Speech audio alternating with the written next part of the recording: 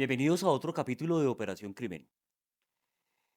Hoy quiero conversar sobre una escena del crimen que seguramente pocos piensan que existen y sobre todo pocos creen que pueda ser utilizada en actividad criminal. Tenemos escena de crimen física, donde hay precisamente y se empieza a recabar esa evidencia física, biológica, que se puede ver, medir, conservar. Desde la perfilación criminológica decimos precisamente que lo que buscamos es la evidencia conductual, es decir, algo que no está impreso en la escena, pero que está diciendo comportamentalmente algo de quien comete el crimen. Pero hay otra escena muy particular y es la escena digital. Es la escena de las redes sociales, donde está precisamente eso, la evidencia digital. Es la escena del ciberespacio. Y para ponerlos en contexto, traigo un caso reciente. Un joven al que se le conoce o se le conoció con el alias de Alambrito, su nombre de pila es Armando Rafael Palma Moreno, cabecilla de las autodefensas en la costa atlántica colombiana, de uno de esos grupos que han mutado de las autodefensas, que se comprometen inclusive en varios crímenes de alto impacto, resultó ser también un influencer, utilizando una plataforma muy conocida por todos llamada TikTok. Y en esta plataforma la utilizaba no solamente para viralizar el estilo de vida lujoso que tenía, sino para reclutar jóvenes en esa organización criminal. Este individuo es capturado y en la captura hay el decomiso de unos elementos de comunicación móvil que hoy día están siendo precisamente inspeccionados por las autoridades. Y quiero que hablemos de cómo es esa escena, ese modus operandi y precisamente para cómo está legislado también eh, em, todo esto en relación con esas situaciones del uso de plataformas, del cibercrimen. Y para eso he invitado otro experto, el doctor Juan David Cardona, a quien conozco desde ya hace muchos años, no solamente por haber compartido un espacio en común como lo fue el Departamento Administrativo de Seguridad DAS, eh, porque lo conocí en su época de estudiante y era precisamente un estudiante aventajado de la escuela, sino porque se formó como abogado, ingeniero de sistemas, con varios posgrados precisamente en temas de ciberseguridad. Doctor Juan David, un honor tenerte acá. Doctor Belisario, el honor es todo mío. Nuevamente con mi maestro, pero esta vez desde otro punto de la barrera. Y usted mejor no lo ha podido describir. Hemos avanzado en el mundo del ciberespacio. Ya no somos ciudadanos análogos, somos ciudadanos digitales y así lo debemos de entender en este nuevo mundo virtualizado, supradigitalizado y no electrónico, Ujú, como algunos lo han llamado.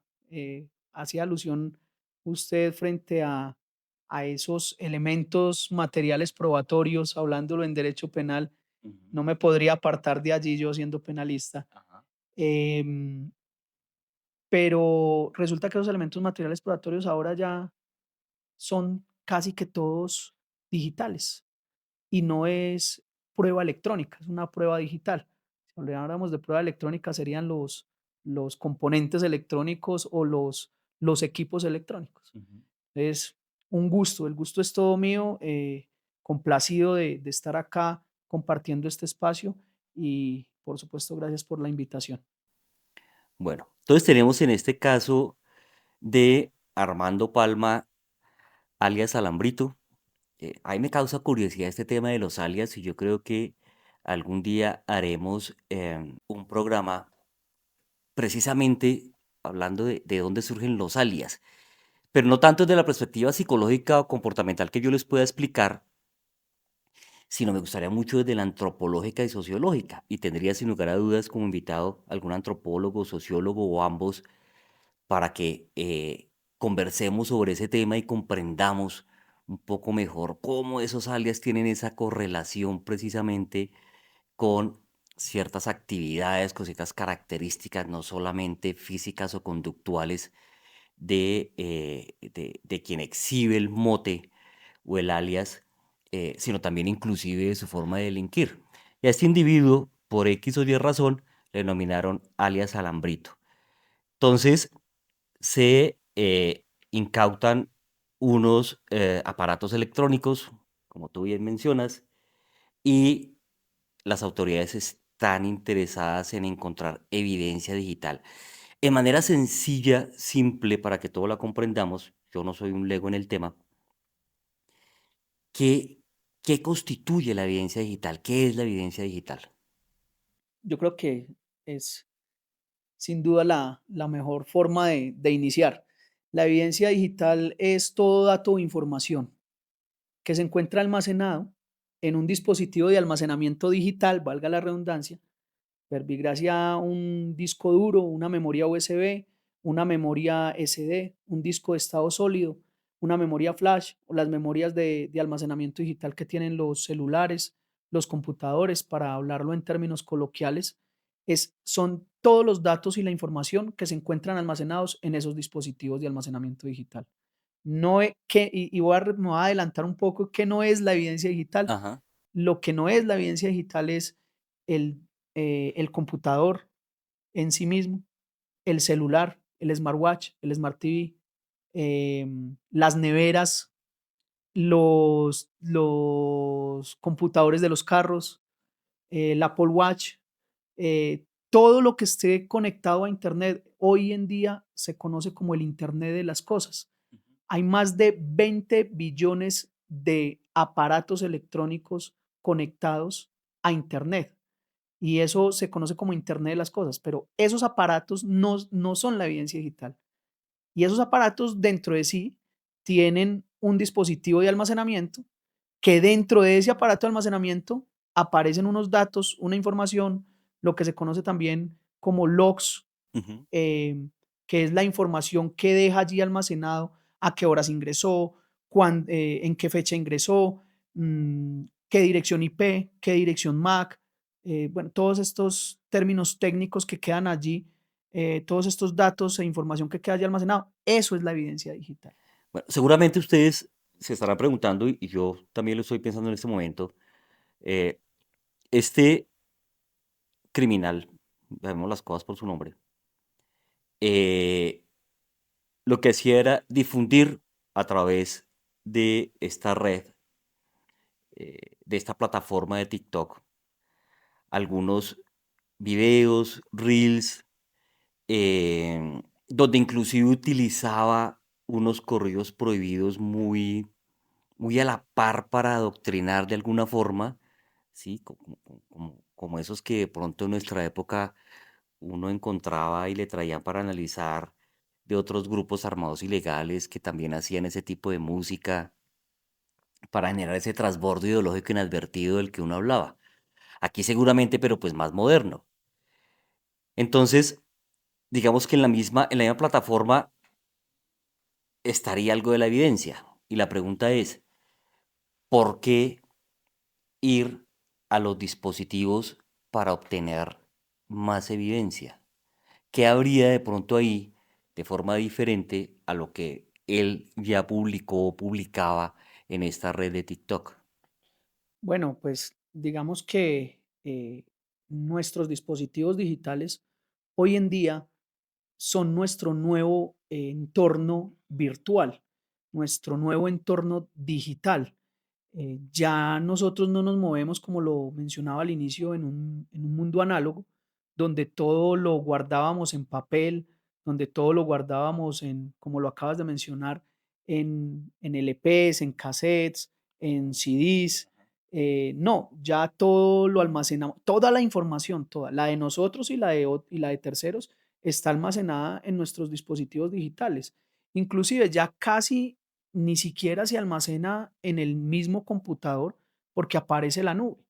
Entonces, en ese orden de ideas, pues los dispositivos digitales, en este caso los celulares, juegan un papel fundamental en cualquier indagación o en cualquier investigación o cualquiera sea la etapa del proceso penal que se esté adelantando, comercial, civil, y es porque allí aparece precisamente grabaciones, videos, em, conversaciones de WhatsApp, conversaciones en redes sociales, en Messenger, conversa posibles, estados, que aparecían como ocultos o que solamente iba dirigido a Ujú. ciertas personas y no eran públicos, porque las redes sociales tienen esta característica que uno pueda poner cierta información de manera oculta o privada o semiprivada o semipública. En este caso, pues no, que no hubiese sido pública. Archivos de Excel, archivos de Word, archivos de PowerPoint, presentaciones, estados financieros, mejor dicho, toda la evidencia que antes se encontraba en el mundo análogo mediante un ejemplo, un registro de allanamiento que ordenara la Fiscalía General de la Nación al entorno físico, en este entorno en el que estamos acá, si se nos llevan nuestros dispositivos digitales, pues la orden que tiene en ese momento dada por la Fiscalía solamente está dada es para el entorno análogo. Si se llevan los dispositivos digitales, deben de emitir una nueva orden para analizar esos dispositivos digitales. En ese sentido, es una orden de allanamiento nueva.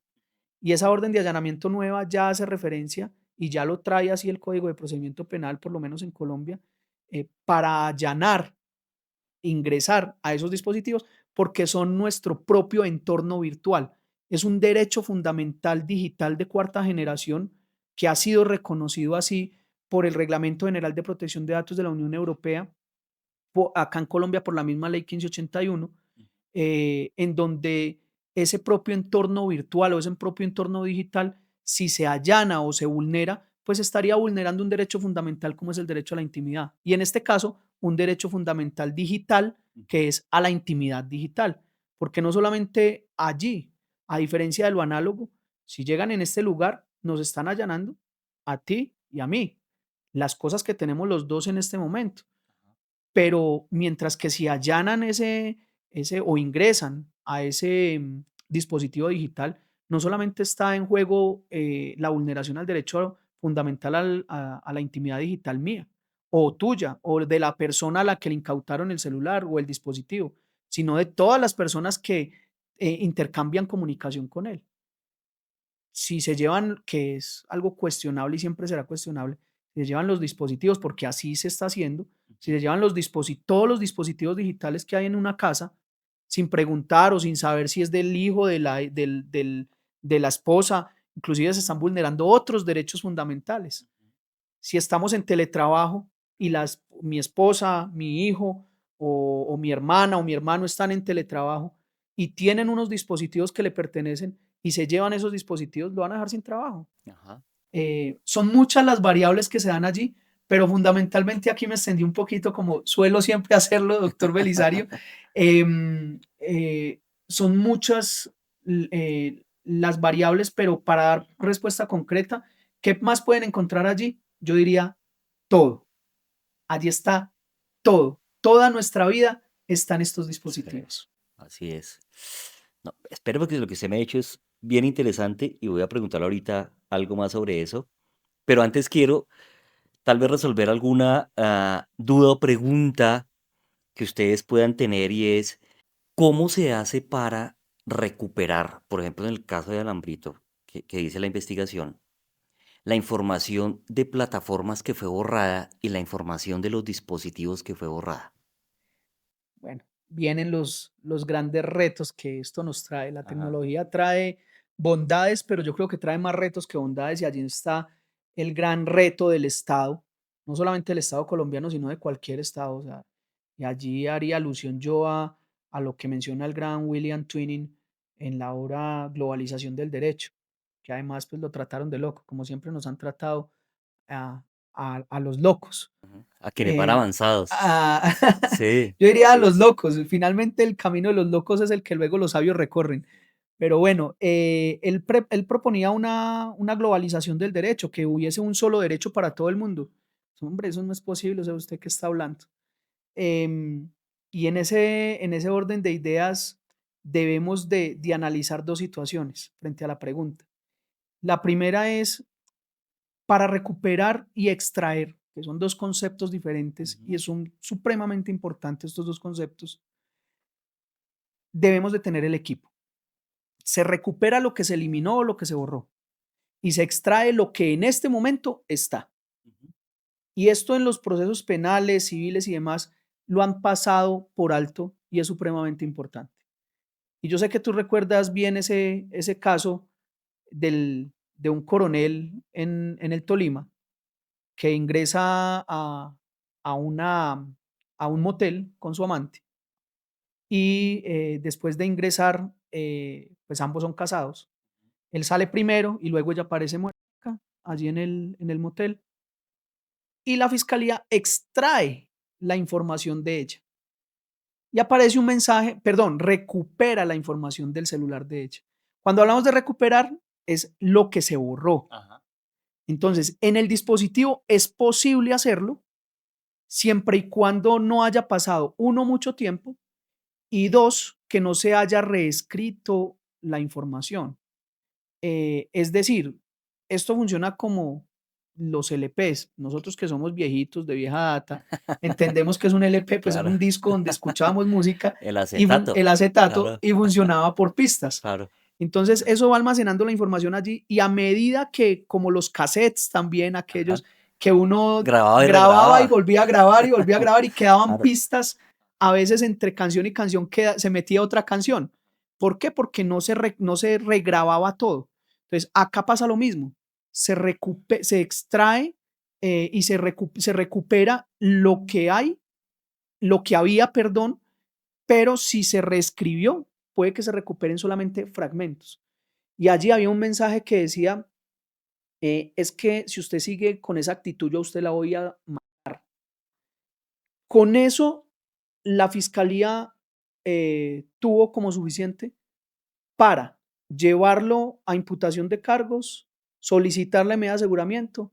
El juez tuvo como suficiente motivo razonable y además dentro de los fines constitucionales también así lo mencionó, mm, ese fragmento de WhatsApp para decretarle la medida de aseguramiento.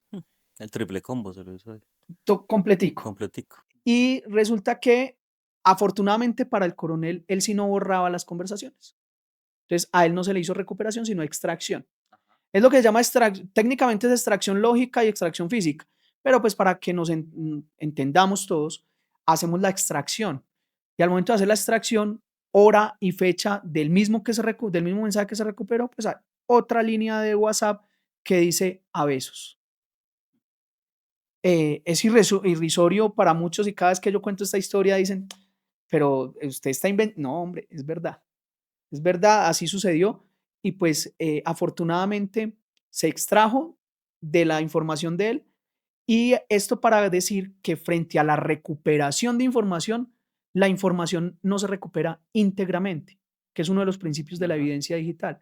Mientras que para la extracción, la integridad sí se da siempre y cuando se genere una firma con un algoritmo que en todo lado lo escuchamos hoy en día, en todos los juicios, en todos los procesos, el algoritmo hash. Entonces, ¿es posible recuperar desde el dispositivo? Sí, medianamente. Es parcialmente, diría yo. Ajá. ¿Es posible extraer? Sí, todo se extrae. Ahora, si hablamos desde un dispositivo como un equipo de cómputo o un disco duro, sí se puede recuperar muchísima más información, mucha más. Eh, pero viene la otra parte de la pregunta y es de las plataformas que hacemos. Pues sucede lo mismo que sucede en la nube, de la información que tenemos en la nube. Una cosa es lo que tenemos almacenado en el dispositivo físicamente porque lo llevamos con nosotros y otra cosa es lo que tenemos almacenado en la nube.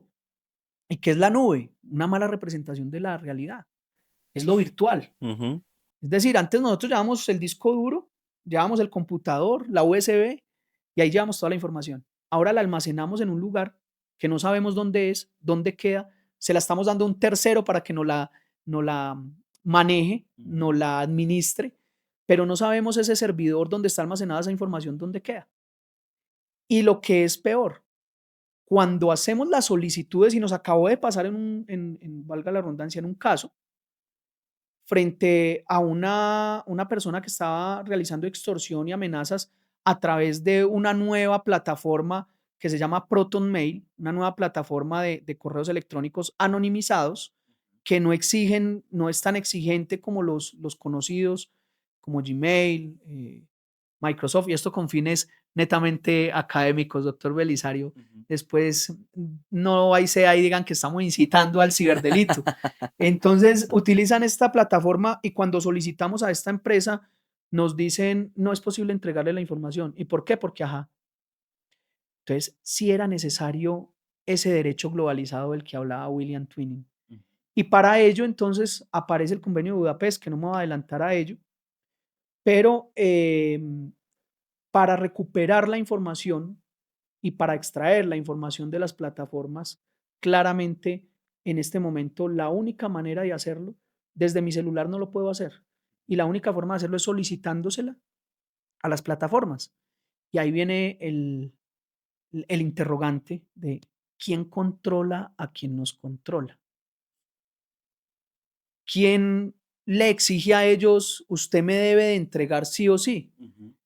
Cuando ellos dicen por economía de almacenamiento y economía técnica, yo no, yo puedo almacenar la información que usted me está dando y por eso firmó un contrato digital en el cual usted nunca revisó los términos ni las condiciones, pero lo firmó, le dio a aceptar y allí usted me dispone que yo puedo almacenar la información en donde, excúsame el coloquialismo, donde a mí se me dé la gana. Ujú.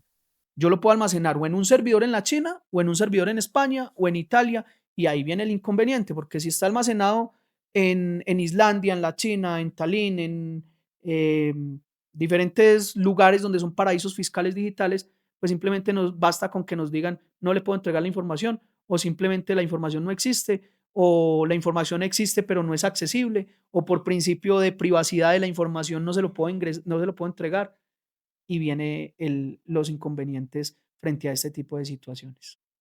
Casos tenemos muchos. En este momento inclusive tenemos un caso bien particular que quizás ahora lo toquemos. Ujú. De todo esto tan interesante que usted nos ha mencionado, doctor Juan David, mi cabeza vienen varias cosas. La primera, la importancia de hacer lecturas desde el contexto. Es decir, nuestro cerebro para comprender necesita tener contexto. Y yo creo que el mejor ejemplo que usted dio con el caso del coronel, la amante y la situación a la que él se estaba enfrentando precisamente con un mensaje que no había sido puesto en contexto. Me he metido últimamente mucho en el tema del análisis de la inteligencia artificial, comparándolo con lo que poco he sabido y he estado aprendiendo de neurociencia.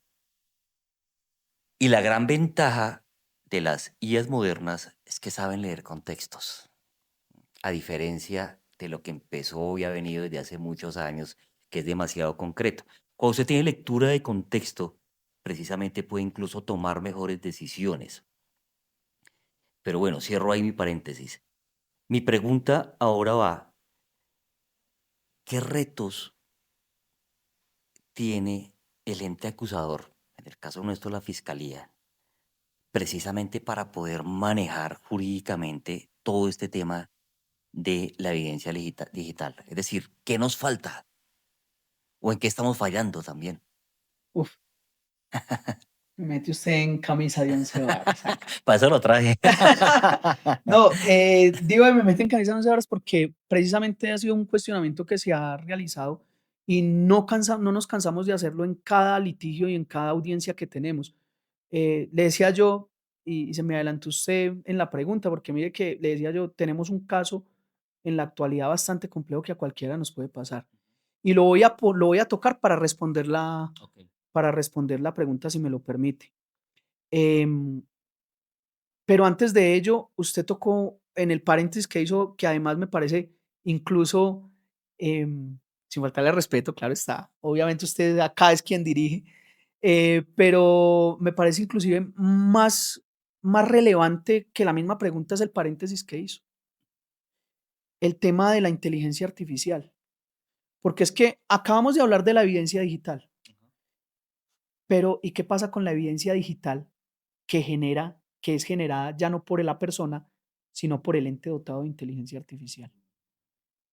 Y por eso hago también eso dentro del paréntesis para poner el caso en contexto. Una persona está navegando en una red social, vamos a usar la misma red social, que además es de las más, no sé si nos estamos metiendo en problemas acá con lo que voy a decir, pues lo voy a decir, incluso es de las más peligrosas, TikTok. ¿Y por qué? Porque al ser China, es y China es un paraíso fiscal digital.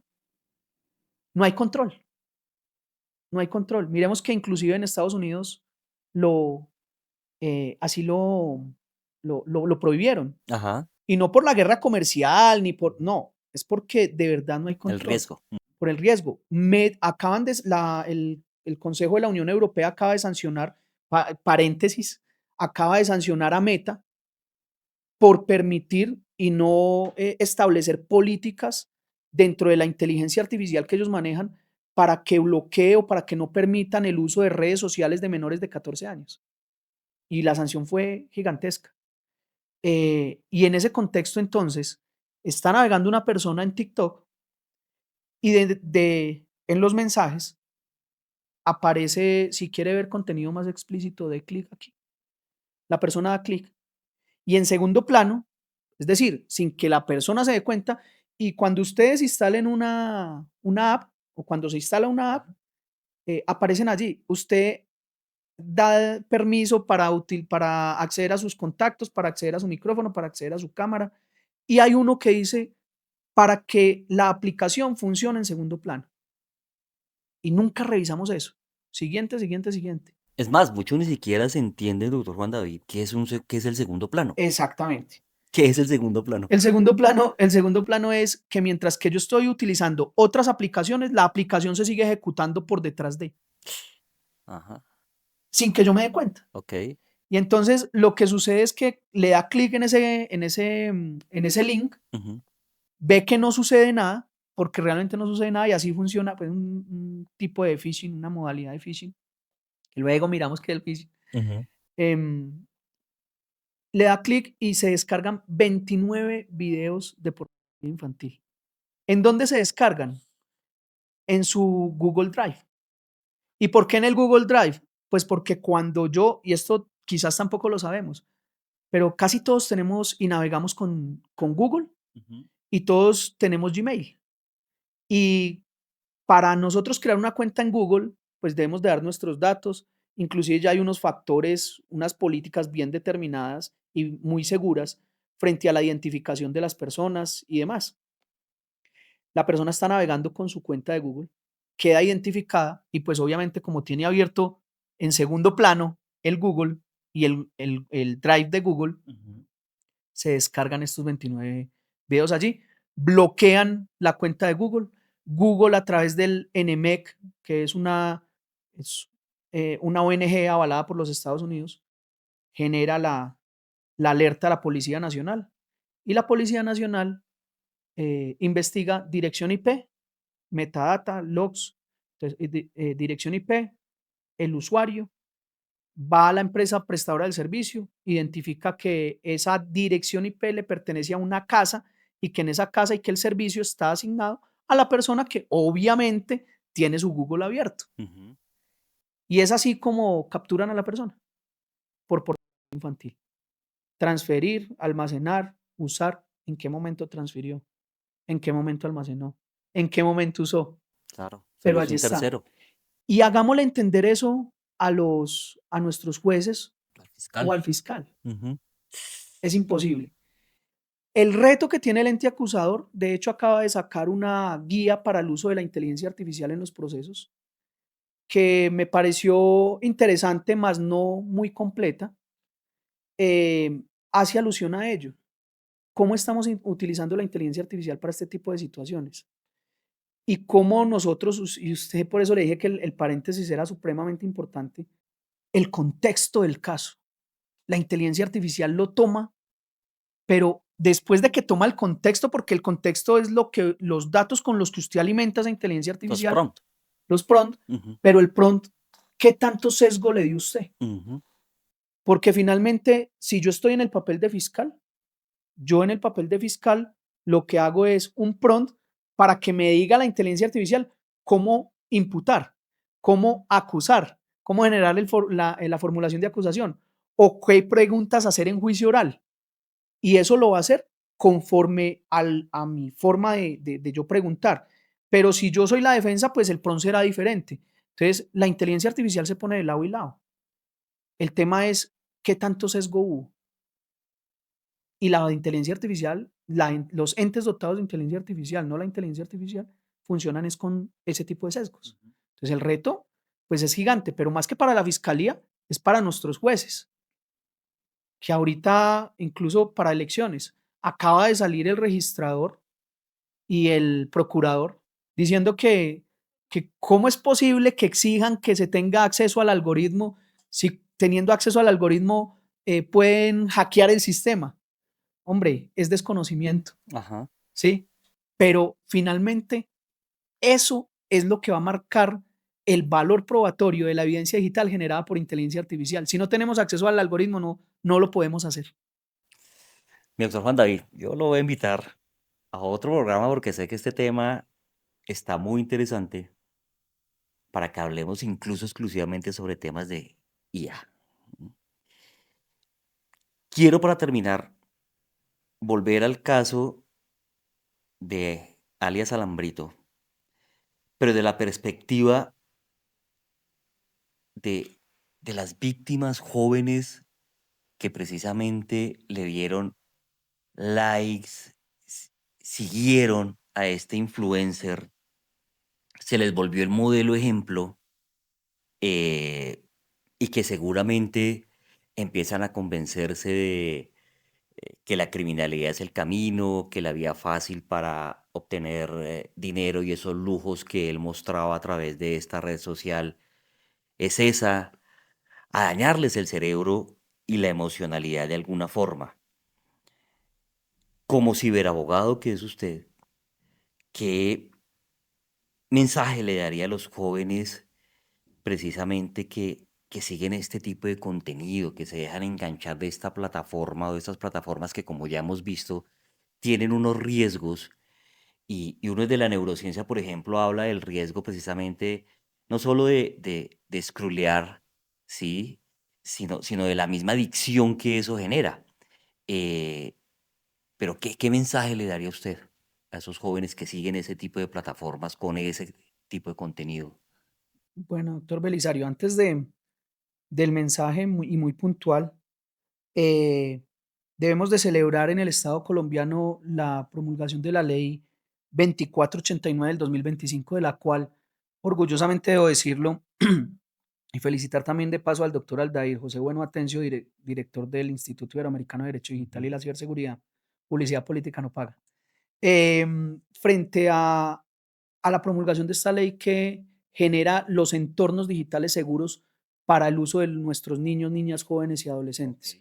Fue un logro, obviamente, del Estado y del gobierno, pero que inició en el instituto. Em, y el consejo, más allá que para los jóvenes, es para los padres, porque recordemos que la misma normativa exige que nosotros estemos pendientes de los entornos digitales de nuestros hijos menores, inclusive de 18 años, sin que se afecte el derecho a la intimidad, porque hubo una demanda y frente al derecho a la intimidad, una demanda en lo civil, claro está, pero en donde un menor dijo, es que me vulneraron mis derechos y mi papá accedió a mi celular. ¿Y la corte qué dijo? Ese es el deber ser. Están autorizados, señores padres de familia, para que revisen los equipos celulares. Entonces, el consejo que es para los padres es, uno, ciberculturizarse, porque hay herramientas, mecanismos y configuraciones en cibercultura para padres de familia en donde podemos utilizar mecanismos como el control parental para controlar qué es lo que van a ver nuestros hijos. Pero más allá de eso, si el mensaje es para los niños, niñas, jóvenes y adolescentes, es primero que lo que muestran en redes sociales, el 95% de la información o más es creado conscientemente, es decir, es mentira, Ajá. es simplemente creado por los mismos actores de ese video para generar contenido y que lo que están viendo allí es simplemente para que ustedes se diviertan, más no para que lo repitan o para que caigan en las tentaciones o en las provocaciones de lo que allí le están diciendo. Porque finalmente, si a ustedes los incitan a que se corten los brazos, si los incitan a que a los niños que les dicen, nos vemos un reto, nos vemos en el parque de la esquina de su casa.